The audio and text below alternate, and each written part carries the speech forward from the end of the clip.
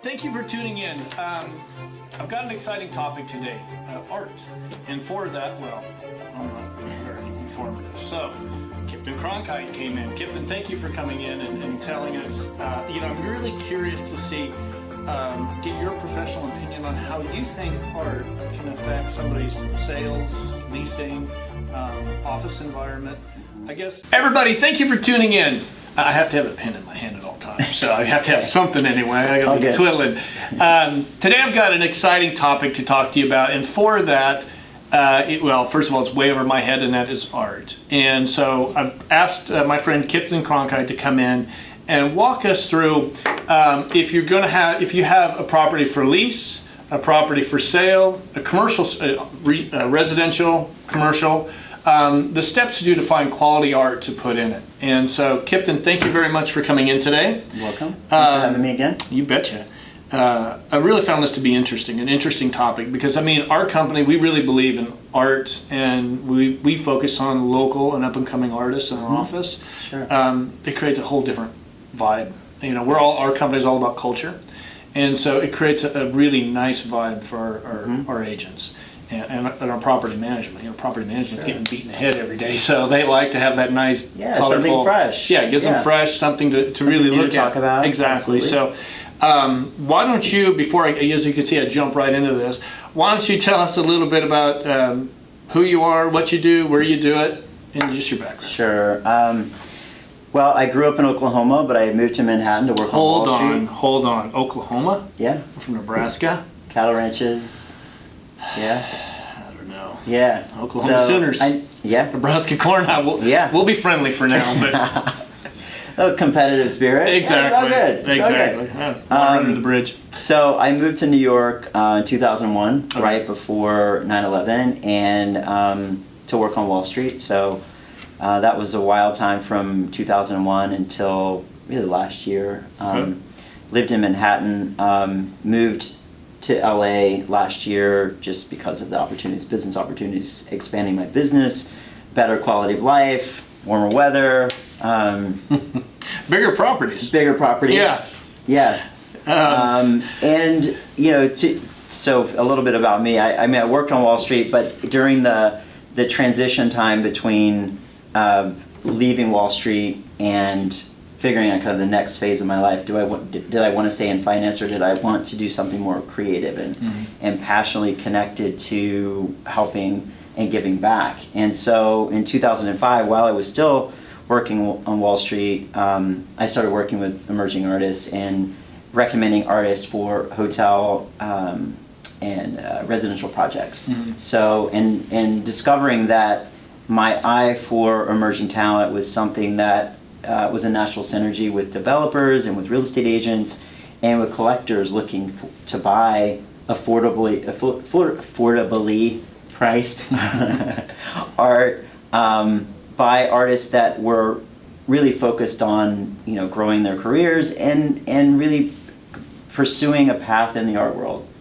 And so the first event that I had was at W Hotel in Times Square in 2005 with 4 Masters in Fine Arts artists from the School of Visual Arts in New York, which is a top photography school. And then from that, really figuring out this synergy between the art world and the real estate community, and how art actually not only helped sell real estate, but the art that was going in the projects that I was curating created an interesting conversation, not only with the artists and giving them exposure, but with the developers, promoting them, helping to sell their work, creating a story for the agents to then share and market the project. Sure, yeah. So it wasn't like, hey, here's a beautiful home, $10 million or $5 million apartment with great art. It was, here's a $5 million apartment with these emerging artists that have a story and a really unique personality. And so I can see that, where the agent is walking around and telling a story about the art. That's going to, in that home that they have for lease or for sale, that is going to really add a lot to the story for the property. It created, not just the artist. Yeah, it created a conversation, but also distinguished that say if there were, their budget was $5 million, using that as a round number, and there were five properties they were looking at. That conversation may have stick stood in their out. mind. Yeah, Definitely. And so that it tended to work. And so I love working with real estate agents. I love working with developers who share that synergy of not only creativity and an open-minded mentality for supporting the arts, but also understand the marketing side. Well, yeah, I mean, there's been a good number of homes I go through and they've got it staged beautifully, except some of the artwork. I'm like, okay, that doesn't really, it doesn't make me want to, it just doesn't, it's not. Generic. Yeah. It's bland, it's boring. Exactly. And I suppose Yeah. that is for the, to kind of fit everybody. Right. But wouldn't it be better to really have a focus on the clientele for that particular asset type? Yeah, you would think. Yeah, I would think that would be the way to Yeah. go. But You think all stagers should call me, but I'm We'll getting put- there. I'm we'll getting put there. Kipton's contact information below at the end of the video. Yeah, I see. But I mean, I just see like what you're saying about on the residential side. You really have a story because the stories really sell or lease these properties. And I would say that would even fit. I mean, I know that it works in commercial real estate because we're doing it in this office. And for company culture, it makes a big difference.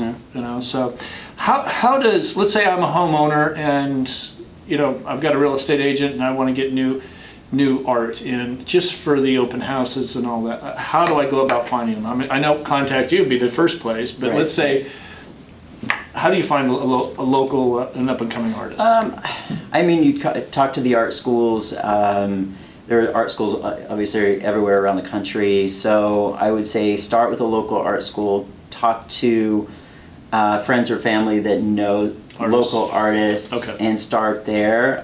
It's always nice to know where who the artist connections are. Right. Personal and professional connections. I would say start with that, but if you have a budget in mind of installation, curation, and it's not something that is cost prohibitive. I mean, I tailor the budget based on the budget of the client. So say you need anchor pieces that are over the mantle, in the living room, over the sofa, major areas where you're going to photograph and promote that property or that project. I can place works that are distinguishing to that specific development or space to create the personality distinction that you need to market the project. So Now, do you put the pieces just in high-traffic areas, or do you put them through in a single family? Just high-traffic areas, or do you even put them in the secondary bedrooms or anything? oh yeah, so you do yeah, everything. depends on the budget. So typically you put the more well-known, more valuable pieces in the anchor areas of the home, and it typically is the dining room, living room, entry areas in the master bedroom, and then from there you tier down, art in the bedrooms, in the corridors, things like that are less well-known artists. So, it's when you photograph a property, obviously to sell it, you're going to focus on those anchor areas anyway, the kitchen, Sure.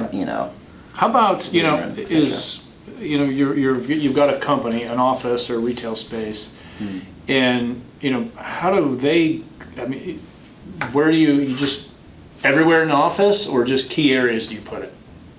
Kind of the same thing, wherever you can. The same. I mean, the same process, but it all depends on the budget. How Right. much. If you have a specific budget for either renting the art or curating the art, or how many pieces the artist actually has in the inventory. So say it's a painter that only paints 30 pieces a year, and he or she has a couple exhibitions coming up. Maybe they only have 2 or 3 pieces that they can actually lend Okay. for that 90-day. Usually, I do a 90-day rotation of the art. Some artists have a lot of inventory, so it depends on the inventory of the artist and how many spaces you want to fill. But I would say, covering a piece for every single wall in your office is not necessary. Right. If you want to create that culture and that individuality of the space, doing the main areas, obviously the lobby. Have and the main court. pieces in the main areas and then secondary. Yeah. Yeah, I know for us, you feel better. You feel a little bit more alive when you see these great pieces. How does it make you feel when you have My black and white, my black and white we had, like I was working every day.